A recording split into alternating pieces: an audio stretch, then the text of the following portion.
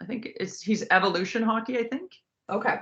He's really good. But he's been posting videos of these athletes like playing these other sports, and I just think it's refreshing to see them, just being athletic as opposed to hockey and training for hockey all the time. So, right.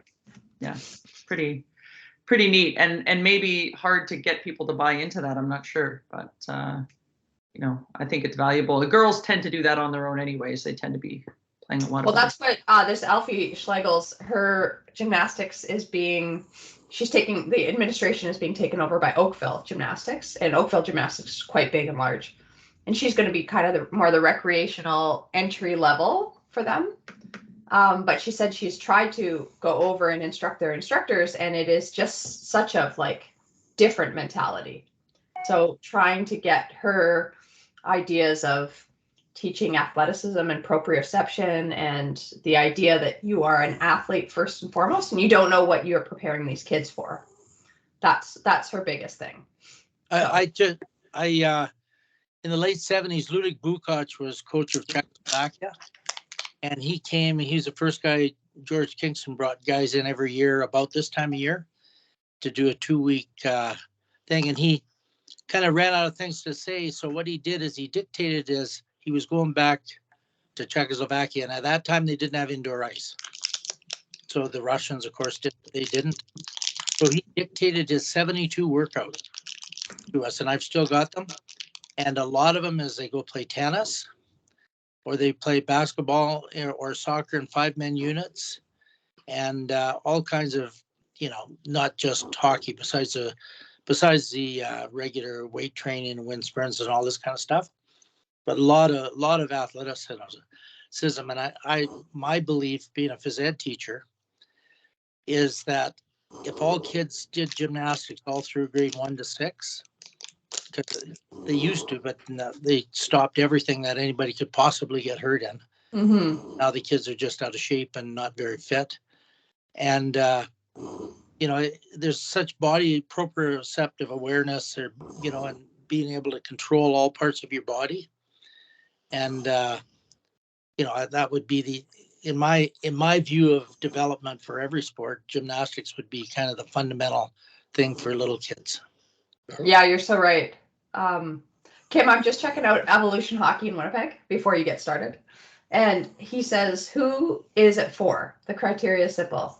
The athlete that loves hockey, the athlete that loves to compete at a high level, and the parents are positive people who are great to work with. I love that that's the 3 criteria for him. Oh, you're on mute. He's really detail oriented, and anyways, I'm happy to steal from everybody, right? So I'm not recreating the wheel, but I just think it's refreshing to see, people understanding the complete athlete, even at those older age groups, and not getting myopically focused on hockey, which is is becoming more of a fight with the girls, right? The spring hockey is getting bigger, and the specialized I've got to do with my power skating coach, and then I've got to do with this shooting coach and all of this. So I'm not saying it's wrong. I'm just saying it's interesting that that's what it's evolved to, and I'm not sure that's necessarily better. But was it Zach Watson that was there? Brett, general manager. No, Brett Dudar. Oh, Brett Dudar. Yeah, director of player development. Yeah, he was the one there. They run it at St. John's Ravenscourt, which is the private school in Winnipeg. Sorry, just searching to see where it was. Yeah, no, it's your hood. I get it. It is, yeah. That's where Bots went to school, actually. Oh. It's a great facility. So, Wally, do you want me to chat about this, or? Yeah, I'm just texting. I'm leaving in 2 minutes, so you keep it up. And I think, Sami and Kim, I'm recording it. I think it's really valuable information for the people out there. I watched an ice time this week, and the ice time is pretty conventional. I didn't see it. The power skating might have related to being powerful on skates, but I didn't see that looked like it would transfer in terms of the thinking process, but definitely the skill work they were doing was something that's way out of my league and something I've never been able to do. So I'm going to head out now. I'm just going to leave this machine on. And you guys have a great day. Kim and Sami, share your stories about the camps and all the things that went on. And I'm going to, my appointment is at 9:30, and I'm hoping to be back by about 10:30, 11. I don't know if you guys will be crazy enough to be on, but who cares? I'm going to have it recorded. So long, everybody. See you, Wally. Bye, Wally. Um, So Kim, I have to tell you that I have to go pick up my daughter in half an hour, so I can only stay for half an hour. But I will listen to your recording after because I'm really curious how it went. But yeah, well, I mean, I don't need to talk forever, although I think we all know I can talk forever. So Wally was there. It was great to see Wally in person. I haven't seen him in person in far too long, so we got to hang out. he was also super excited to say hi to you too. He like bragged about it last week. He thought that was just such a thrill. And he's told me, so the week before I brought him into the dressing room and showed him. I had actually never been in that Hockey Canada dressing room before. Only just looked at it when we were playing the Calgary Inferno. But it's spectacular. And that was his first time too. So I gave him a tour of it as if I knew what I was talking about. But yeah, he seemed pretty pleased to just meet everybody else too. Yeah, so he came in sort of unannounced. Well, I mean, I knew he was coming, and so Corey and Dean kind of introduced him to the group, and he sat in and had lunch with us, which was nice. And there were quite a few other people in the room who's, had kind of Alberta connections to Wally, or I think Dean Seymour's dad played with Wally. I think that's correct. Wally will correct me if I'm wrong.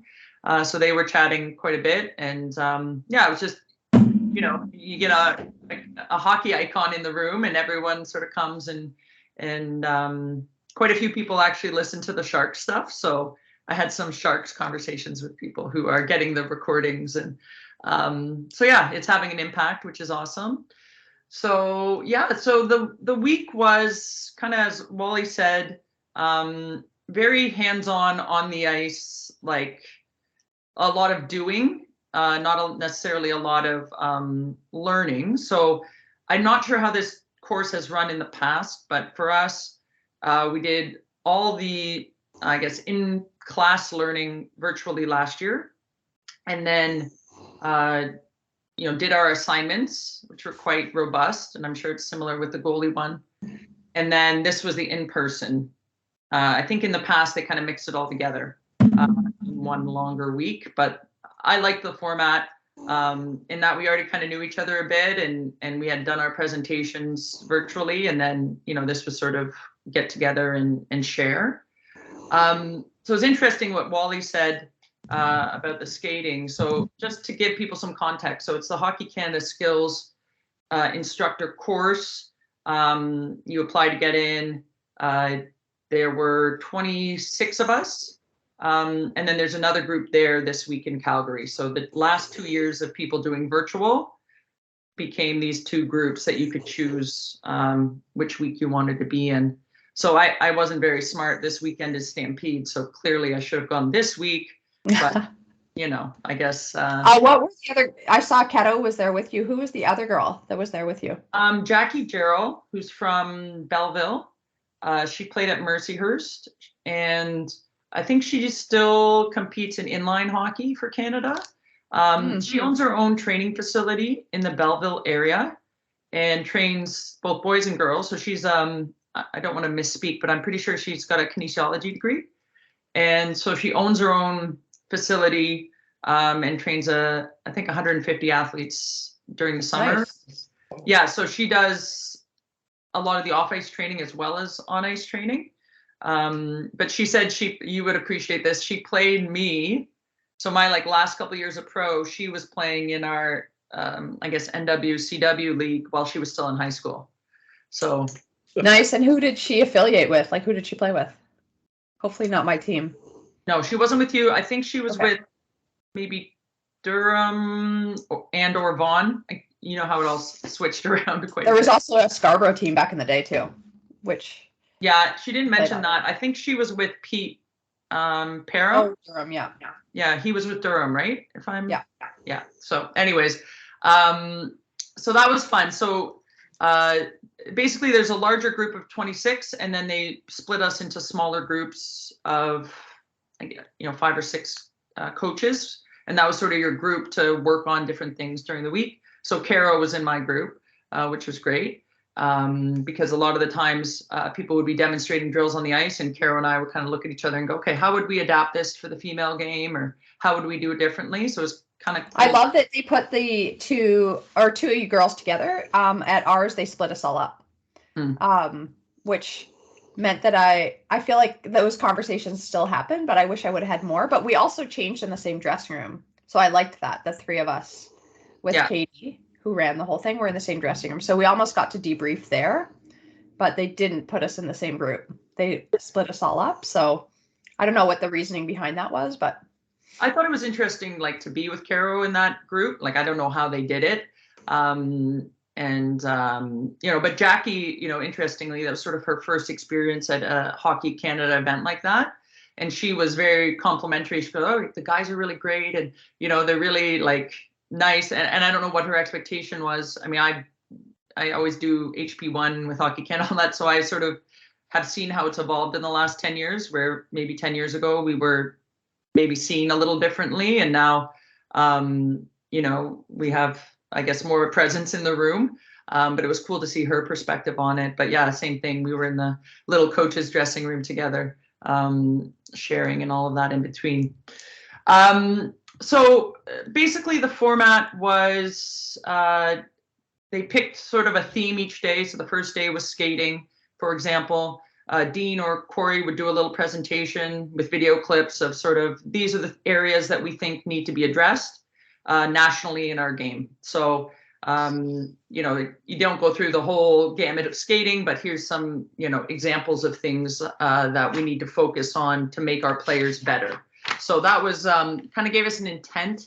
And for example, skating, they talked about, just awareness when people are skating, so that feeds into gameplay. Like, you can't just be skating a pattern, the idea of scanning and knowing what you're going to do next, or knowing what you're turning into. And then a big focus was getting off the wall, right? Like, how do you get to the middle of the ice and the skating techniques that you use in order to do that. And then just situational, I think one of the big things they talked about throughout the whole course was, never say never and never say always, right? And this is probably, Sami, you kind of talked about this, like, we kind of get set on this is the way you shoot, or this is the way you move, or all the various VHs that I don't know anything about in goalie world. But you can't say, well, we always receive a pass like this, or we're always going to tight turn like this off the wall, right? And, giving the players some agency to say, well, how would you do that? Or how would we do that? So I was happy to know that that was sort of addressed off the top. So then you get into the day, it's skating, and then each group has to run a practice. So 45 minutes of the ice session. And of course, if you're the first group, you have like 10 minutes to plan the ice session. So that's kind of fun. Like, we're going to jump on the ice in 10 minutes, like, figure it out. Of course, we're all used to that, because as a skills coach, you go in to run a team practice and the coach goes, actually, can we work on power play? And you're like, I had planned something else, but let's go. I'm sure the goalie instructors are the same way. You have to kind of fit into what the coach wants if it's a team practice. So that was kind of fun. I mean, I like that feeling of it, of just having to go, and you didn't know whether you'd be the first group or the last group of the day. So each day, you sort of got hit with what you're working on, and then each practice had a theme. So with skating, it might have been edge work the first 45 minutes, and then, it kind of evolves through the day on what you were focusing on. And then we did all the drills, which of course the first day was skating, and Wally obviously watched the first day when he watched the on ice, as he just talked about. And on the first day, everyone was like showing off their best drills, which is exactly what you do when you're in that kind of environment. You're like, I know everything there is to know about this, and here's my best drill. You don't say it, but it's sort of implied. And so it was like training camp. Like, Caro and Jackie and I, after like the first ice session, were like, I don't think I can do this for 4.5 hours each day, all week, right? So they, we went through our day, we ran our drills, we coached each other. And then in the evening, there were some AAA boys who came on the ice. Not enough of them. So of course we had to jump in, but at this point, are you guys actually physically doing the drills? Yes. Every single so it was exhausting. We didn't do that. Obviously you can't, as the goalie coach, do your own drills. So we had the Team Alberta, U18, U16, U14 goalie camp going on at the same time as us that we could use. And then they also, when we did those skill sessions, like what you did, kind of more leader led, had 3 goalies out there with us that they had brought, which I thought was awesome because one was a U Sport goalie. She was from Alberta, but played in Halifax, I think. And then one was a high school boy. And then one was a 13-year-old girl. So you really got sort of the progressions, which I thought was really great. They should have maybe had that for you guys. So you guys didn't have to skate like you're at a national team camp.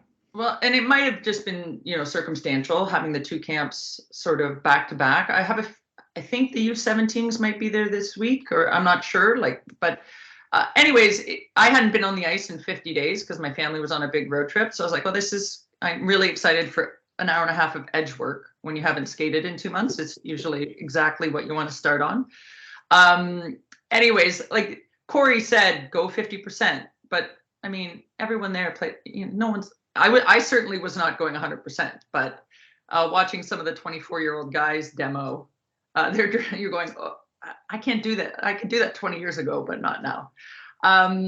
So, I mean, it was really fun to teach, to see everyone else's drills. They had a GoPro 360 that filmed everything. So eventually we'll get that footage because of course, most groups would have like stations and you do the drill and then afterwards you're like, I really like that drill. That camera was pretty incredible. Yeah. I've never seen that before. And Corey told Katie, who was running ours, that it was worth more than the price of her life. But then we all Googled it and it looked like it was about an $800 camera. Have you ever used anything like that?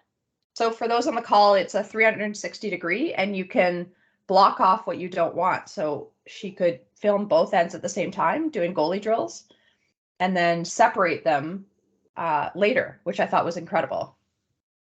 Do you know how much it costs? I missed sort of when Corey kind of was going over it. I wasn't in the room for the whole conversation, but I mean, I've done GoPros, like stationary GoPros, right? You're filming. One of the rinks we work out of has, I can't remember the name of it, but like it has cameras that film constantly of every practice that's there. But this is like much more on the ice. Well, and for those like in goalie sessions, you usually run maybe 4 to 8 nets, right? So you have 4 different things around the ice, and she could just put one camera in the middle and then get video of 8 different drills. Like it was really incredible. Yeah. Anyways, I thought it was cool. I'm excited to see all the footage, and like I don't know how they're going to edit it down or if they're going to edit it down, but I certainly couldn't write all the drills down fast enough that I liked.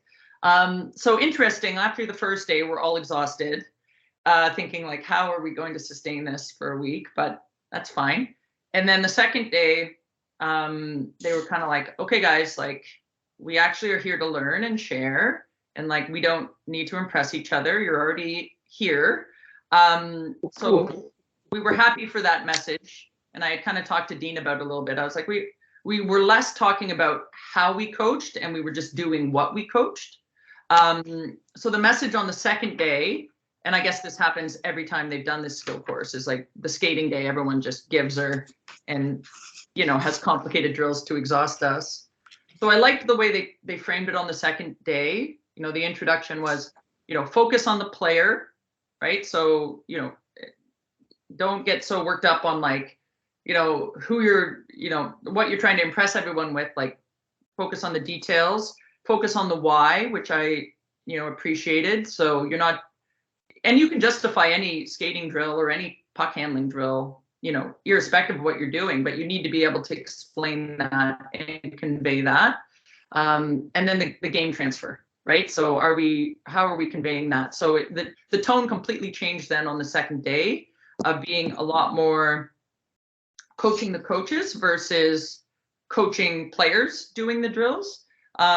which going into it, I wasn't really sure which way it was going to swing, right? If it was going to be more us collaborating and teaching, or if it was going to be us showing how we coach. So I appreciated that change, and it completely altered the way we all looked at each other. And, you know, it allowed you to say, hey, this is a drill I use with, you know, U13 girls and below, and this is why I do it. And then people could say, okay, well, how would you change this for a left-handed shot? Or if you wanted to do this for a defenseman. And so, you know, you might do 1 or 2 reps of the drill, and then the rest of the time you were just talking or troubleshooting the drill. Hey, we could make this better by doing this. So I love that stuff, because I think that's where you really learn the most.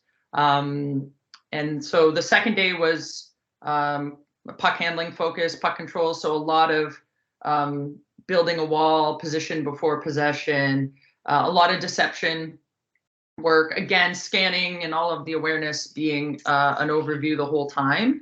A lot of work on rims, which I thought was great and not something I do enough of, but they kind of emphasized, you know, controlling pucks on the wall. So obviously goalies do it when they come out of their net, and players learn it, but how you can implement it in a lot more drills. It was interesting because, of course, as a team coach, I never want my players to rim it. Certainly not on the breakout, or at least that's how I chose to coach my teams. I didn't want rims, and I didn't teach a lot of rims on entry because the girls couldn't necessarily rip it around the boards to get entry on the other side.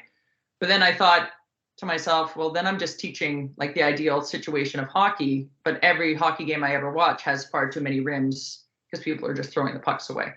So that was a good sort of checkup for me to go, like, don't just teach ideal hockey, teach the reality of hockey.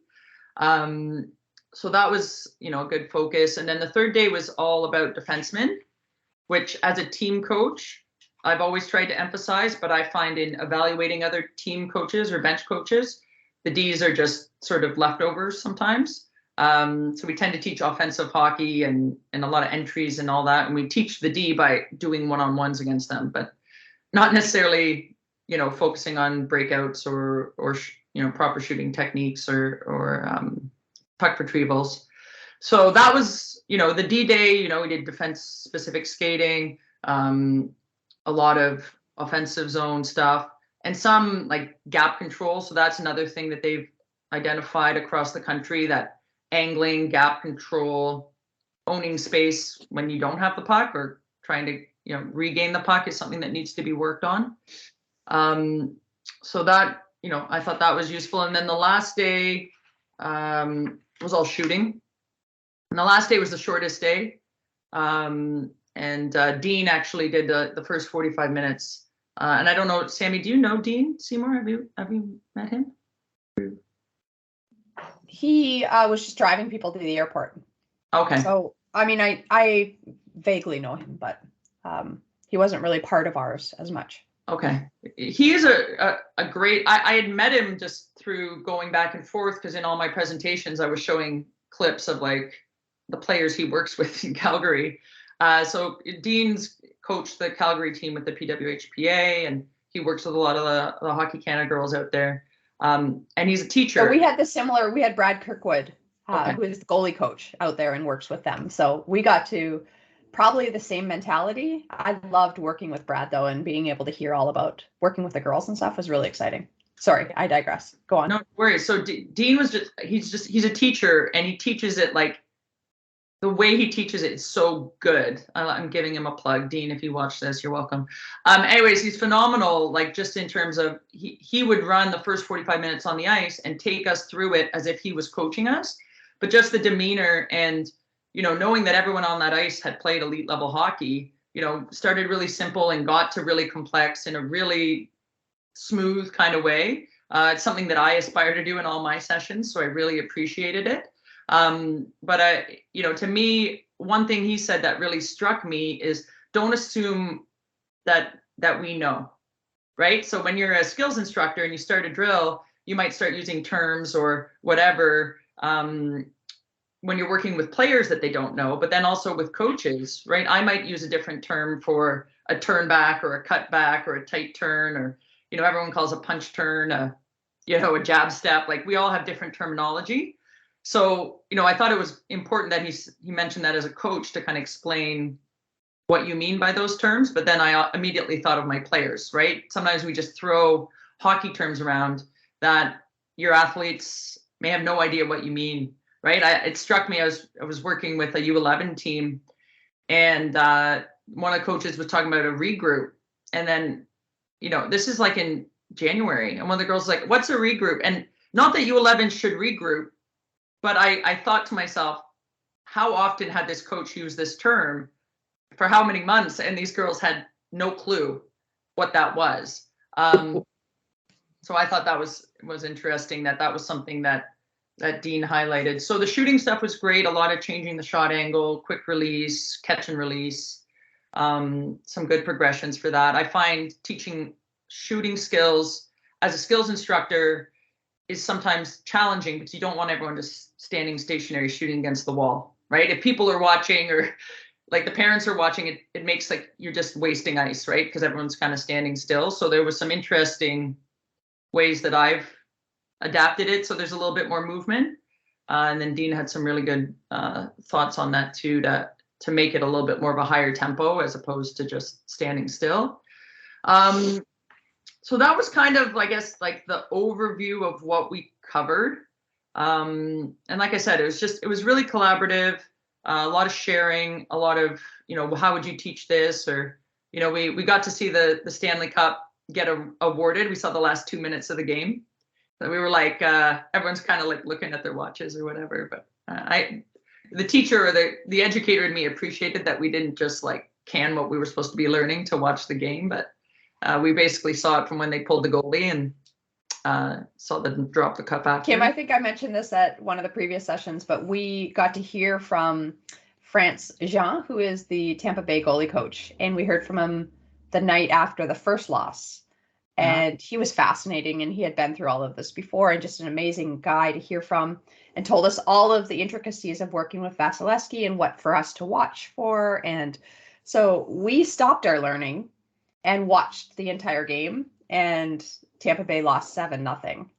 And all of the goalie coaches, I mean, everything was just, we were like, oh gosh, the poor, like you're thinking of the goalie coach, right, at that moment. Right. So anyways, it was quite funny that, but one of the other games, same thing, is that we were doing presentations during the game, and we only saw the third period, which I found interesting because here we are trying to, I mean, not all of us, but some of those guys are trying to become NHL goalie coaches.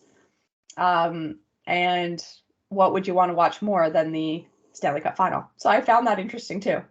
Yeah, well, it's funny, right? Because and I think I've said this before, like, I can't watch hockey normally anymore. Like I can watch other sports like a normal sports fan and just be like, oh, it's basketball. Like, I hope the Raptors win. Like I can do that, but I can't with hockey, right? And I'm sure you're the same way when you're analyzing a goalie, right? Like I'm looking at like, oh, why did they turn that way? Or like, oh, that's interesting how they got out of that pin. Or, I like their power play. Like I can't just watch it taking notes. I'm writing down stuff. Like I'm not even a bench coach anymore. And I'm like, oh, I really like the way they did that regroup. Like, I'm sure we would have all been nerding out on that. And it was interesting. Like there's people who are really focused on, things like, how you would teach a skill differently based on the curve of your stick, right? So if you have an open toe and you're going to teach like how Ovi pulls it in and pushes it out, it will look very different than if you've got a closed toe. And, things that, I always focus on handedness, but, stick length. And it was interesting to see how people like approach things differently based on like what their overall theme or focus is. So yeah, it was nice, but I would have liked to see a little bit more of that final game as opposed to just the highlights. But we got to watch the celebration, so that was good too. But yeah, so I don't know if anyone has any questions or thoughts on it. It was a lot of fun, and what's left now to become fully certified is they come and do an evaluation. I'm not really sure how that looks, but I would assume you just run a practice and try not to hurt anybody and make them better, and you get a check mark. So just waiting to get my check mark, and that's it. That sounds like a really interesting, was it 4 days, 5 days? It was, yeah, it was probably like 5 days all in, 4 days all in. Yeah, 5 days all in with it. And it was just, I mean, I'll share a tidbit, and Sami already knows this, but like Caro is, I played against her. I probably went to Hockey Canada camps, but I don't know her that well. And like, if she's not the most humble human I've ever met. I mean, and everybody knew who she was, but then you're walking through, and then Sami, you walk, like she's in every picture. Like they have pictures of them winning gold medals, and Caro is literally in every single picture. And so I kind of like tried to fangirl her a little bit and like pump her tires, because like I think the guys knew like she's probably the next woman inducted into the Hall of Fame. I don't know. But she will not tell anybody that. She No, wouldn't even, if you met her, you wouldn't even know she probably even played hockey. Yeah, but I just mean like that. You and I know this to be true. Like she will be in the Hockey Hall of Fame for sure. This is happening at some point, right? And like the rest of us are just like scrubs, like in relative sense of her experience. And so, you know, a couple of the guys would start to ask me like, oh, like, did you play with her? Blah, blah. And I'm like, well, like I skated on the same ice with her. Like, let's not pretend I was at that level. But so she was like, you know, we would do the drills at half speed and all this kind of stuff. And then there was one point we're on the ice with these AAA boys, and we had to mix in because there was only like 8 of them on the day. So it was like kind of like a 1-on-1 or a 2-on-2 drill. And I don't know if like a switch just flipped or she's just that amazing, but she basically like stole the puck off 2 guys, turned them inside out. They exploded, like ended up smashed against the wall, like dangled the crap out of the goalie, like twisted into a pretzel goal. And just to see all the guys' faces, like Jackie and I were like, yeah, we've been watching her do that for 20 years. But the guys were like, oh, okay. That's what that looks like. So that was pretty cool. Like, just, you know, I'm always championing female coaches and what we can bring to the table in the female and the male game. But obviously there's some big wins with female hockey and people getting awesome jobs and promotions this week. But anytime you can, you know, have those kinds of moments on the ice, I think is really, really powerful just for women in our game. So yeah, I tried to pump her tires a little bit, but she would have nothing of it. But it was pretty cool to be on with her. So I think that's funny that they only let you watch a little bit of the Stanley Cup final. I was in Ottawa for the IHF coaching symposium during the World Championships when it was up in Ottawa. It was quite a number of years ago.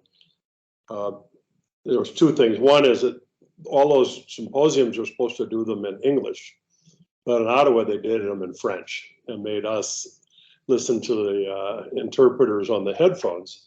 And then when Canada played, they shut the symposium down for their caves, and everybody around the symposium went to the rink. And then we had to come back. I used to run skills clinics for coaches here, sort of like what you were doing, but I would bring 6 or 8 kids on the ice. And we would go through the skating, sort of the C-cut, all forwards and backwards skating drills with the kids. At the end of the hour, the coaches were going, well, hell, they're already better. And they could actually see the kids getting better right in front of their eyes. And then I would have the coaches go through the drills too, just to get a feel for it. But I'm sure, you know, it's similar up there. A lot of our coaches didn't play hockey or didn't play much hockey, and, you know, their parents. But so to give them a little bit of an appreciation for what, you know, what their kids can do, but letting them just stand there and watch the kids do it and talking about how to correct some of the things that the kids were doing wrong. I got a lot of feedback over the years from coaches saying that really helped them a lot, and they took that to their teams, and they said that by Christmas every year their kids were skating so much better. They just spend 10-15 minutes on 3 or 4 of those skating drills, C cuts, forwards, backwards, and transition stuff. So so that's really cool stuff that you're doing. I think that's great. I don't know, do we certify anybody down here, Tim? I know that USA Hockey had some sort of a camp, but they kind of keep it to their friends. Yeah, I'm not aware of anything at this point. we have regional managers that work for USA Hockey, but we don't really have a certification program like you all do. Like you actually have to demonstrate that you're good at this. That's pretty cool. I think it's really good. Pretty new. My understanding is it's only been around for maybe 6 years. Or maybe even less. It's pretty new. I think. And the goalie one's only been around for maybe 2 or 3 years. Really? And Hal, to the same degree, it is an invite only. And I've spoken to a lot of my women goalie coaching people I know, and they've never heard of it. So, but they did ask at the end of the seminar for references from us. So it's almost like we're the first group to go through in person and virtual together, and now are sort of on the lookout for more. But it isn't something that's highly publicized, because it's almost, you're right, you have to demonstrate proficiency versus the HP1 or HP2 where you are simply coaching and you could do a lot of written work and stuff like that. But to coach up there though, like I don't know the terminology, but is a rep team like a town team, and then you've got higher levels? Don't you have to get certified at a pretty but not these certifications. So these certifications would more allow you, well, I'm assuming it's the same for Kim, but it is a certification that allows you to be part of teams as this specific skill coach. So to be a goalie coach within a higher level team, or to put, many of us, it's a lot of the goalie coaches have businesses. So you could put it on your business that you're this certified coach in this area. But then there's the high performance stream of coaching, and that's where the differentiation between the tiers. And so to be able to coach like a Canada Games level, which is U16, U18, you need a certain level. And then to do the next level of OHL or pro women, you need the next level, and then national team. Yeah. So this is kind of a totally different stream, Hal, that is newer, and it is more the skill based part of the game. I think it's great. So they, what they do, and again, it's not very publicized. It's interesting because I kind of posted about like doing it because I want more people to be aware of it.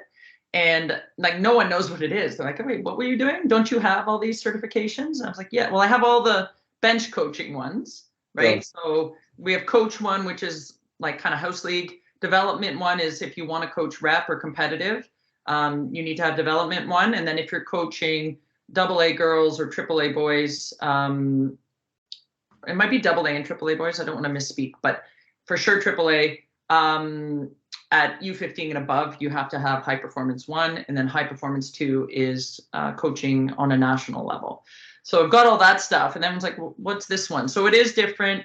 And to Sami's point, you sort of become like part of the group, and so if there's events in your area, you are now like Hockey Canada knows, what you're talking about. And so they might send you out, and then there's opportunities for us to work all their regional camps, right? And I had no idea they had so many camps in different regions for different age groups, but they send us out this whole calendar of like sign up. We also, on top of that, Kim, we have to work one.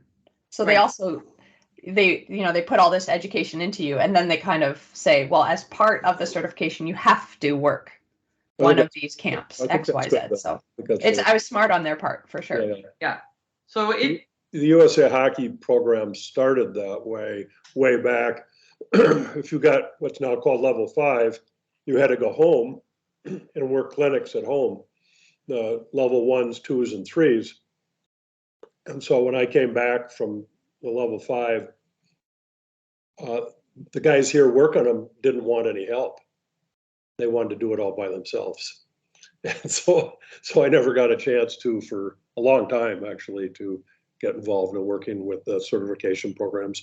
But ours are, again, I don't know about yours there, but you really, all you have to do is just show up and sit there quietly for a day and a half and pay your fees, and then you're certified. You don't have to demonstrate any. You don't even have to show them you can skate. And a lot of the guys that get certified at the higher levels don't even coach. It's kind of hilarious. So for coach one, there's no on ice sort of evaluation, but again, that's kind of house league level, community, I guess you might call it. And then for D1 development one, it's an online course now, but you do have a small like assignment you have to do, and then like I do certifications for development one, so well, put it kindly, like the bar is not incredibly high of what you need to execute on the ice, but like basically show you're trying to teach something, close all the doors, you know, if someone gets hurt, like pay attention, and be able to write up a practice plan. Like that's the bar, but it is something. And so I actually have to go to the rink and watch the coaches execute it. So while the check mark I give them is quite basic, because of my role at our organization, you know, I give them feedback on the drills. I give them feedback on how they presented it, maybe ways to do it more efficiently, and have the conversation of like, how do you think it went, and that kind of stuff. Sure. And then high performance one is a long course. There's a big assignment you have to hand in. And there's also two in-person evaluations, one of a practice and one of a game. Wow. So that's quite robust. And there's a massive backlog, at least in Ontario, of people who've done the in-person course is mandatory. It's mandatory to have it. You need to be trained, which means you need to sit in the room and like absorb the information. To become certified, you have to do the assignment and be evaluated. There's a gargantuan number of people who've been trained but not certified, right? So part of that is then maybe not being able to get the assignment done. There's also a bit of a shortage on evaluators to go out and actually evaluate these coaches, because you know you have to go out and travel and depending on where they are in Canada or Ontario to do it. So I like it, but to your point, Hal, it's how do you take all this information and bring it back to the community coaches or the rep coaches and say, now you go off and deliver it. And that was, you know, part of what I was chatting with Dean about, knowing that he kind of had this teacher background, is like, could we actually standardize how we teach skill, right? Or at least establish some best practices for our coaches to say, okay, if you want to do your 20-minute block or whatever, here's you know, the activation exercise, here's how to get tons of reps in, here's how to apply it in the game, move on to your breakout or whatever it is, right? So that, you know, you could have this sort of really basic template that you could insert the drills into. And I know Hockey Canada has different apps and things where you can find all these drills, but there's no shortage of drills. Right. No shortage of stuff to watch on Instagram. Right. But how do you actually know how to progress it and how to insert it into what you're trying to do? Because we all know, having coached on the bench, like it's very rare going to a practice like, we're going to only do breakouts today because we only get 2 practices a week. Yep. So you're trying to shove skill, system, compete, like everything in there. I think there could be more done, not to prescribe to coaches, but just help them with the format of it, to say, here's how you could choose these things, how you could insert them. It's what I'm trying to do with our organization now. And to your point, you got to meet them where they are. We have some rep coaches who, if they had to do those skating drills I did in Calgary, like it wouldn't have gone very well.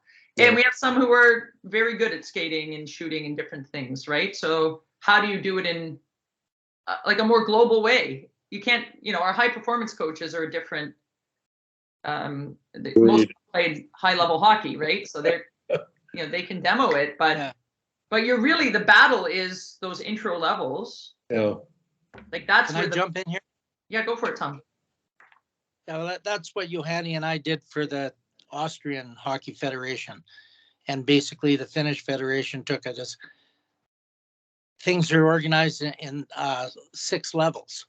So we're both teachers. So you know, if you go into a school, a grade 1 teacher just can't say, well, I really like trigonometry, so I'm going to teach trigonometry to these little kids because that's what I like to do. That's kind of what happens in hockey. So there's a place you start and a progression you go through. And that's, that's what we did for the, we went to Vienna a couple of times to in-service the coaches in this, but the curriculum's like that. And, it's just logical. It's illogical to me as a teacher that there is no scope and sequence to the hockey. And I think that's what you're talking about. And there's one thing I just want to show you. I don't know if you guys can see this. I'm going to play in just a little while at the rink that Cale McCarr played his youth hockey. So this is, tell me if you can see this. This is the little shrine they built for him, the rink guys, the Zamboni drivers. So there was no woman involved in this at all. Can you see this? Can you see that on the screen? We can, it's a little bit blurry, but it says congratulations. Yeah, Cale? it's congratulations, Cale. And there's 3 pictures.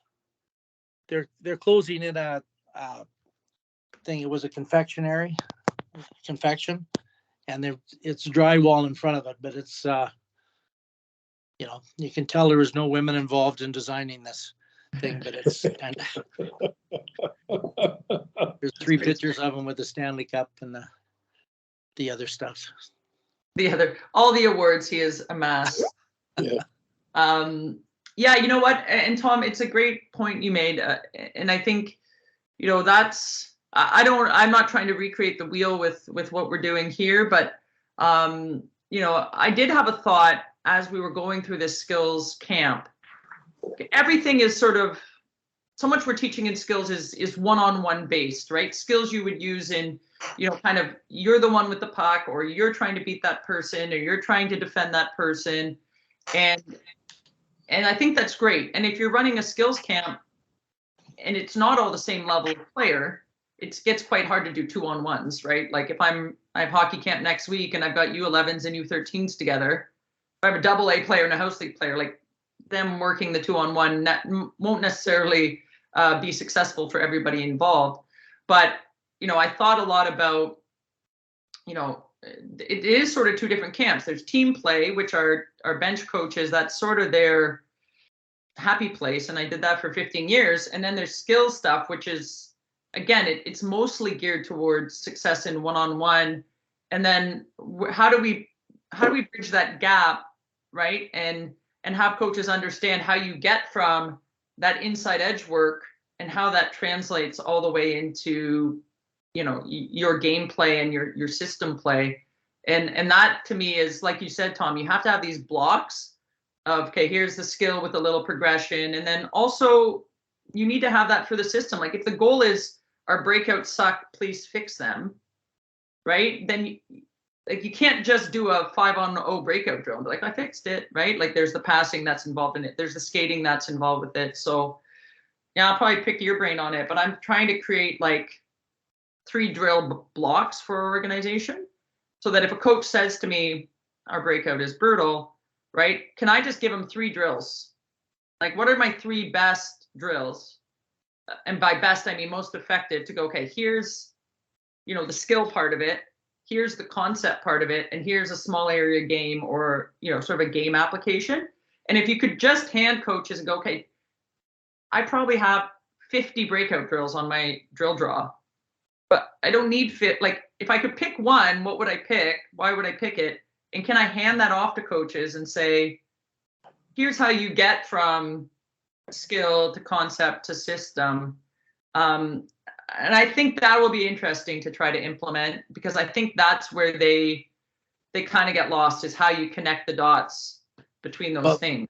In Finland, they base everything on the 4 game playing rules. So that's how you organize everything. And that's kind of what I do too.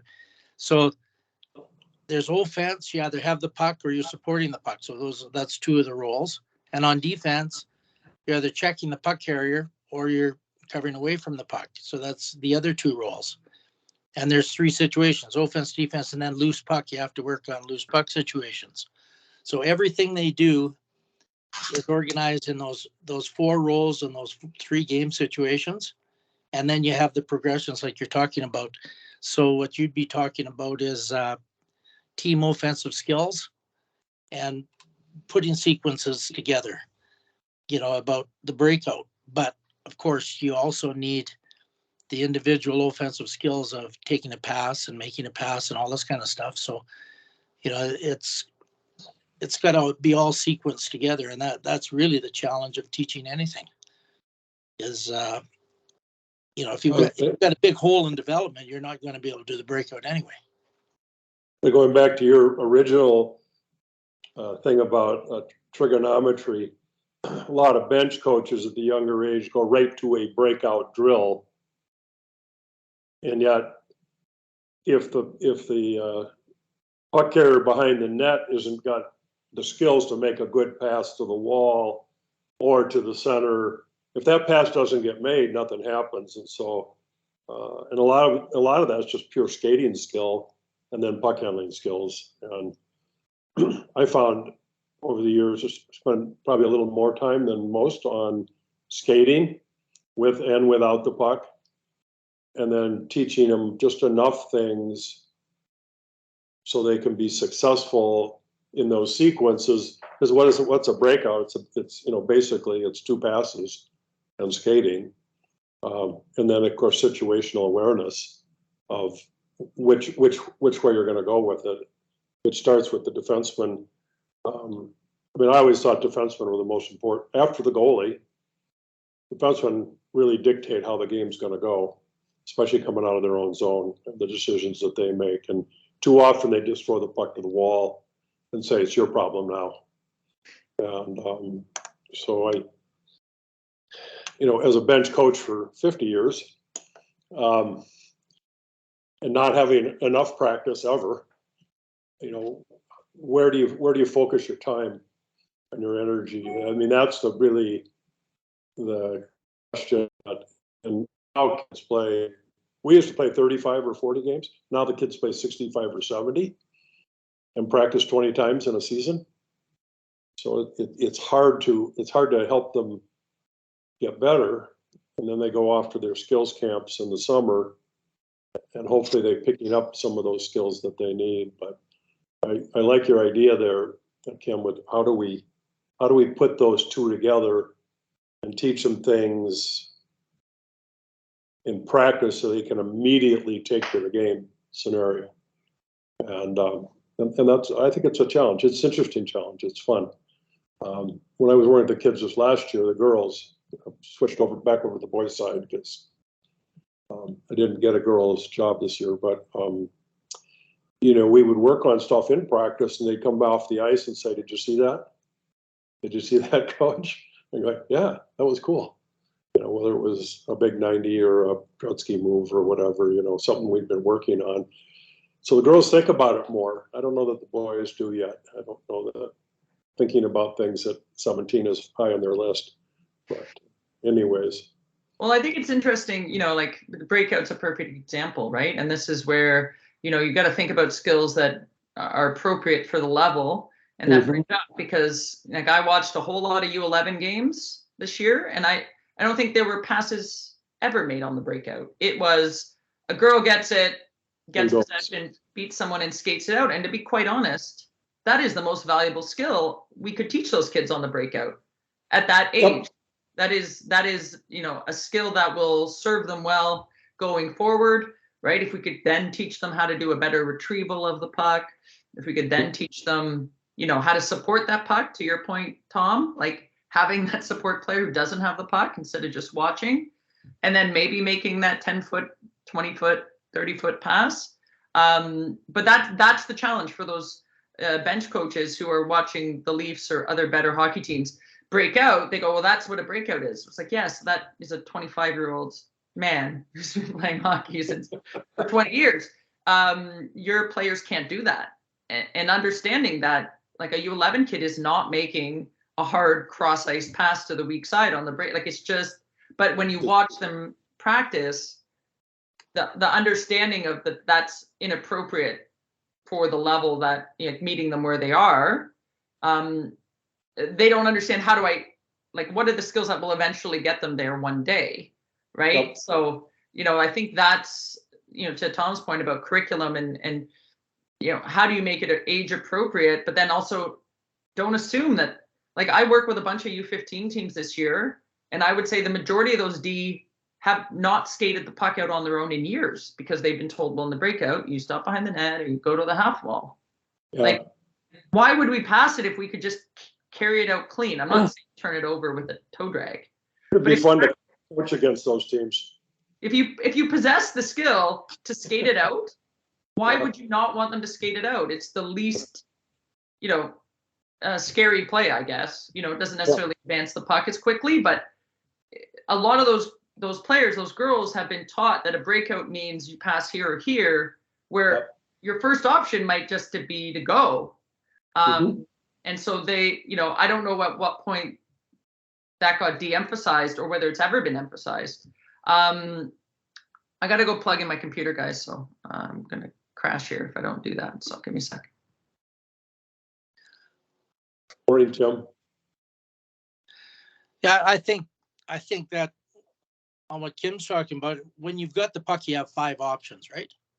Yep. Basically, you carry it out or you pass to one of the other 4 players, and the puck's got to go to, you have to make the choice of the best play at that time. That's what hockey's all about.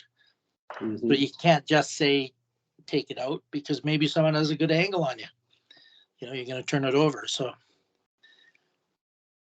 so there's always 5 options, and that's a hard thing. Like I watched my grandson all through the elite hockey that he played, and the passes that I saw were breakouts. Like most of the teams could break out, they make those passes.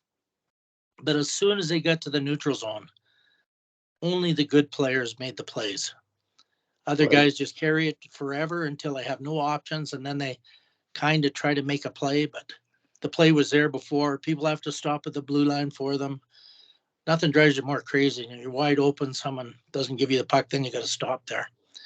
And they cross the blue line with it. And that seems to be, to me, the hardest part of the game to, we've really emphasized individual skills, but playing together and, that seems to be the challenge. So does that take us back to this whole, there's 2 trades, schools of thought. We can teach all kids to do this. The reality is we can't, because they don't all have the rink awareness. They don't have the processing ability. They don't have the ability to see the game that's happening right in front of them, and they don't recognize. And then I think in today's world, they also want recognition all the time. They don't like to share the puck very much. But that's a different sort of channel. But of all the kids that I've coached through the years, every team's got 2 or 3 kids that are way better than the rest of them. Maybe if you're lucky, you get 5 or 6. But they don't skate a whole lot better. They don't shoot a whole lot better, but they play the game a lot better because they have an innate understanding of the game, the common reoccurring situations, and kind of where to move, how to work together.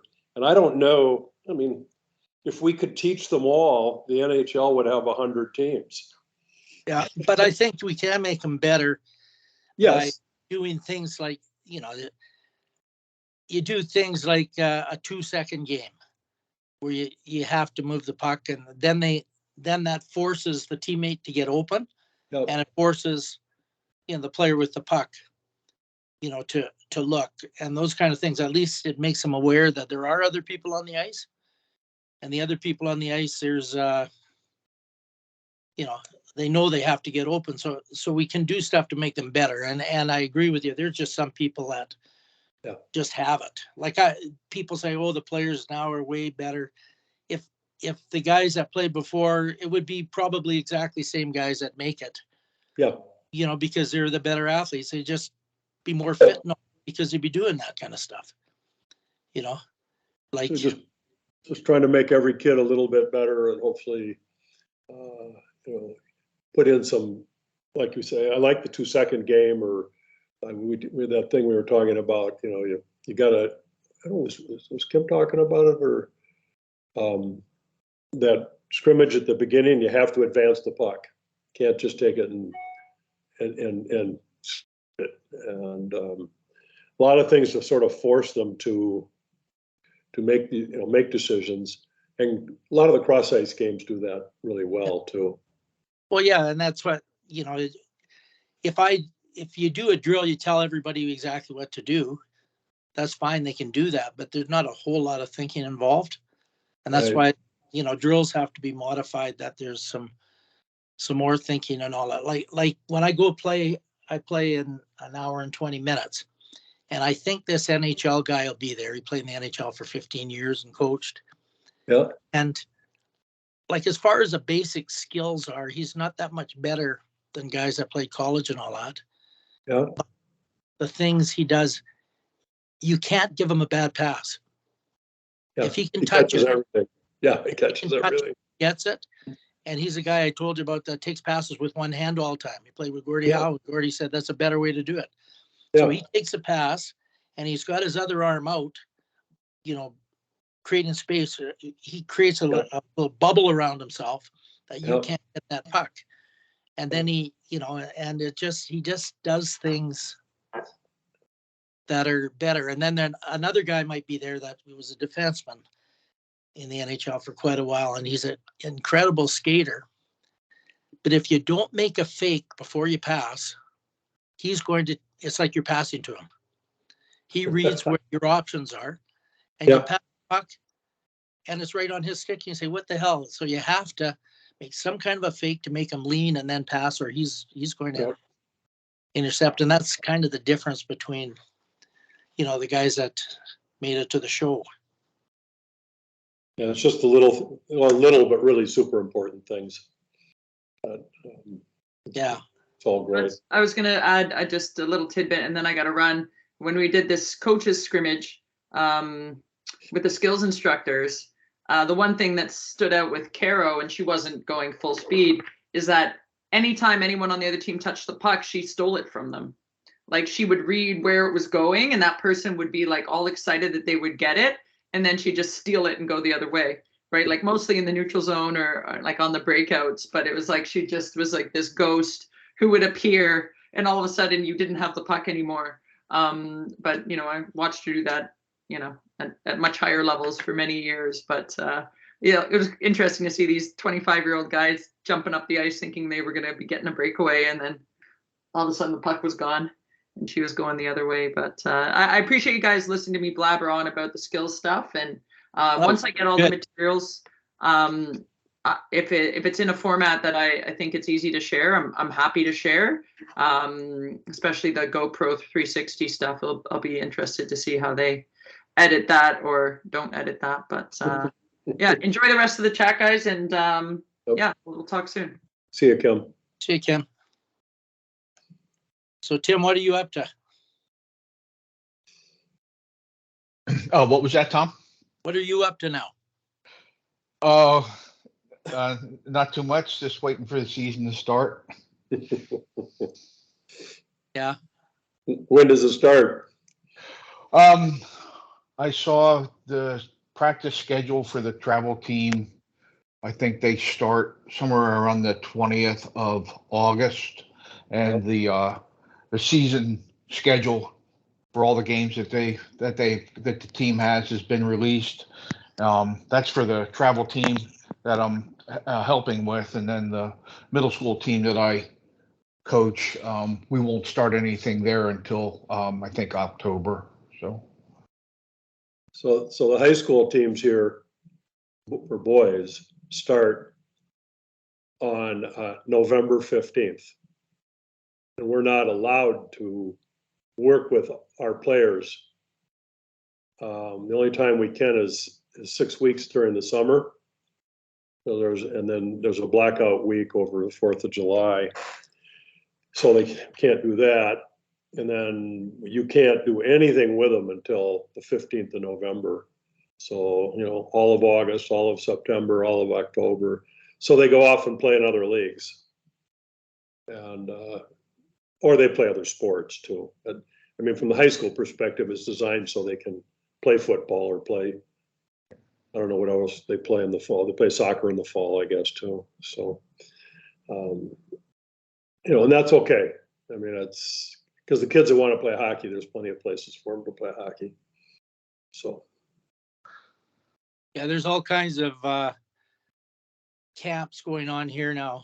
Like when I go there to play, I'm sure there'll be some kind of a skill session going on before us. Mm-hmm.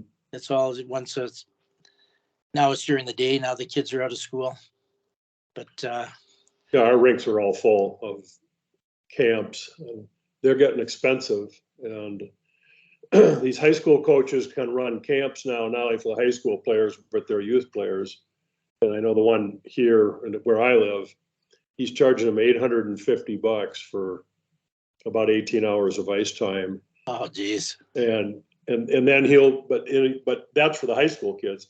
But then he'll be charging for all the younger kids too. So he'll have probably 300 families paying him an average of $400 in the off season. You can just do the math on that. Yeah. And our ice is expensive, but I worked with him last summer, and he, I worked, 6 weeks, 5 hours a week, and he paid me $300. And I was sort of thinking $100 an hour was about the right, but with my background, it turned out to be about $8 an hour. Oh, And, he really shares, eh? Yeah. He says it's not about the money, and I go, yeah, I guess it wasn't about the money for him. But so there's another, if you want to chat for another minute, this family advisor thing that is here in the States, probably up there too. Oh yeah, my grandson had one, and I'm sitting there thinking, I've coached all these levels, and they're paying some guy to be a family advisor. Well, I know it. And anyways, one of the kids that I coached for a couple of years, and then anyways, he was playing in the North American Hockey League this last year, but he left our school, went to another one, and was sort of a third liner. Coach didn't give him a lot of ice time. He's gone to juniors. He doesn't get, he's fourth line, but he's first line penalty kill because he's got NHL speed. So he's really tough to play against. He can rag pucks. He's just an incredible skater, but he's missing a few parts of his game. And I connected with him this year because we were thinking of bringing him up the trail. And I got to talking to him, and before the season was over, his frustrations with the coach and not getting ice time, not even any communication from the coach. He's got a junior A team, and there's one coach. And so I got to talking to him, and then I met with him and his dad. And I said, so tell me about this advisor that you've got. Well, this guy, as far as I can tell, didn't even play hockey. But he's hung around the high school program where he was, and he owns a AAA tournament. So he's not one of these guys making a lot of money organizing a 3-day tournament. And I said, what is he telling you? And he goes, well, he doesn't tell me anything. Thinks I need to be in the BCHL. Well, what's he doing to get into BCHL? Nothing. So I've got him a new advisor. He's a 20-year-old, so he's running out of time. Oh, for sure. And we've got him working on focusing. I got him with 2 different skills guys. He's got one group that's just NHL and some high-level D1 kids, and not a lot. So he's skating with them, but working on decision making and some things like that. And then I got him working with a skating coach to get him quicker in short distances. And so it'll be interesting to see. But his dad said, God, you don't even want to ask me how much money I've paid this other guy. And I said, and he's done nothing for you. And he goes, that's exactly right. So the NCAA created this because so Neil Sheehy, I don't know if you know that name, Tom. I used to play in Calgary. Yeah, right. And I coached him at the Olympic Sports Festival. He was still at Harvard, and he's an agent here, and he's got a pretty nice group of NHL players. He had Parisi and Suter and those guys, and he's got some pretty good young guys. Rem Pitlick, that's over at Montreal now, but he's from here. Anyways, he has a a partner named Paul Ospey, who was a goalie for the Gophers a long time ago. And so Paul works on a family advisor contract. But they used to provide all this advisor stuff for free to families. And the NCAA says you can't do that. They have to pay you. Oh. So all these people have sprouted out, and we have another kid that's going to trail, and he's paying some guy in Boston like $7,000 a year. Yeah. If you're good enough, you don't need these people.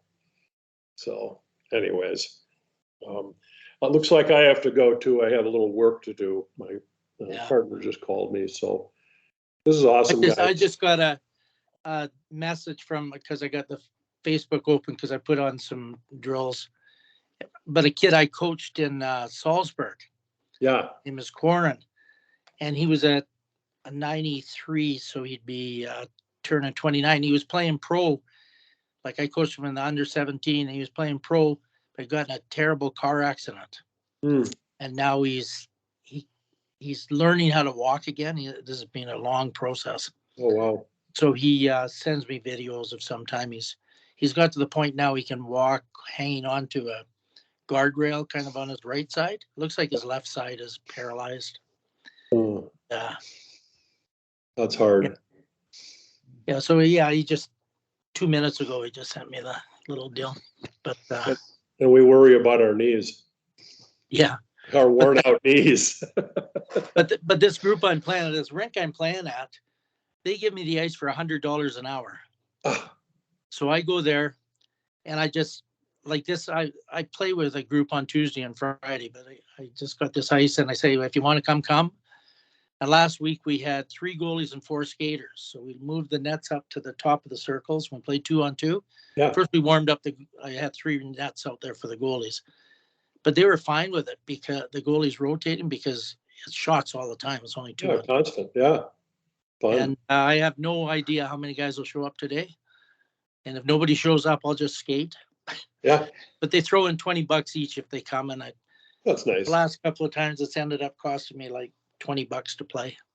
Nice. That's cool. Well, good. I got to run, guys. Right. And we'll chat. Hopefully we'll be able to log on next week too. So that was fun listening to Kim. That was great. Yeah. Well, look at that ice hockey coaching youth to pro. I mean, posting 3 or 4 things a day. Yep. Some pretty good stuff. It is great. I look at it every day that you post it. So thank you. It's a great thing. See you, boys. All right. So long. Yeah. See you, Al. So you don't coach for a while, eh? Yeah. Just the boys started. There's a strength and conditioning coach nearby, and the team started a weekly dry land last night. I didn't go to it, but I talked to my son-in-law and my grandson went. It sounded like they had a good turnout and had a good time. I mean, this team is mostly second year Pee Wee, so they're just getting to the point where they'll start to learn the skills and the habits that it takes to play at a higher level. So yeah, no, it's time to enjoy the summer, right? So yeah, we've had like crappy weather. It's unbelievable. No heat at all. I even went out to my sister's up in BC where it's usually like really hot. They grow all grapes and all kinds of fruit, and they've had usually the cherries are ready. When I went out there last week, they weren't ready. They're like 2 weeks behind. Wow. But yeah, so yeah, I would say right here in our local area, we've had pretty much of a normal summer. So where are you again? I forget. I'm just north of Philadelphia, so I'm not very far from the Chester County Skating Club. That group that you worked with years ago. Yeah, that's probably 45 minutes to an hour due west of me. Okay. So I went out there many years in a row. The one thing I'm sad about right now is this COVID kind of killed our Jasper camp. Did that for about 15 years. And then the last year they were redoing the roof. So we had to go to another town, but we stayed in Jasper. And then this COVID, I mean, so what's happened is a lot of kids that came, they've kind of aged out their parents and everything. Yeah. You know what I mean? And there's new people running the deal, and Gaston has to put up like thousands of dollars at the start for the ice. Yeah. And he doesn't want to do that because he's not sure if we fill it. Because I know last time I made $64. I didn't really make any. That was, Yeah. he doesn't charge it. I was charging $300 for this camp. Yeah. They get 15 ice times in a week, and it's fantastic. But yeah, so anyways, that was always something I really look forward to, and probably would be going next week or the week after. Yeah. But anyways, yeah, well, I'll let you go, and I guess I'll put my stuff in the bag and take off. We'll have fun. Okay, thanks, Tim. Yeah, we'll talk to you again. Yeah, bye-bye. Bye.